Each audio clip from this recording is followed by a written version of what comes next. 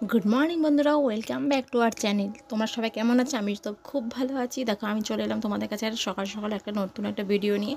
দেখো, আজ হচ্ছে একাদশী। তো আমি সকাল সকাল উঠে পড়েছি। তো সকাল সকাল রাত্রি করে উঠে বাসি কাজ সেরে আমি তরকারি পাতি কেটে নিচ্ছি আমি দোকানের জন্য। তারপর দেখো, এখন ঘড়িতে বাজে প্রায় সকাল 7:05। তো আমি তাড়াতাড়ি কাজকর্ম সেরে নিচ্ছি, কারণ আমাকে আবার বেরোতে হবে। ছেলেকে স্কুলের ওর পরীক্ষার খাতাগুলো দেবে, তার জন্য আমাকে বেরোতে হবে। তো আমি বেরিয়েও পড়েছি। তারপর দেখো, এদিকে খাতাগুলো নিয়ে চলে এসেছিলাম অনেকক্ষণ আগেই। দুপুরবেলা আমি সময় পেয়েছি ওর এক্সামে খাতাগুলো চেক করার জন্য।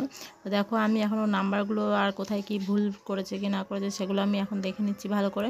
তো মোটামুটি নাম্বার খুব একটা খারাপ পাইনি, মোটামুটি যাবে। এতে তো ওর ফার্স্ট পরীক্ষা হলো, মোটামুটি যা করেছে নিজের ইয়েতে ভালোই করেছে।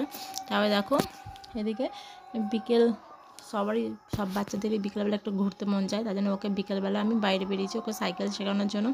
যেহেতু সাইডে চাকাগুলো দেওয়া আছে বলে নিজেই সাইকেলটা চালাতে পারে, আমাকে জাস্ট একটু সাথে থাকতে হয় আর কিছু না।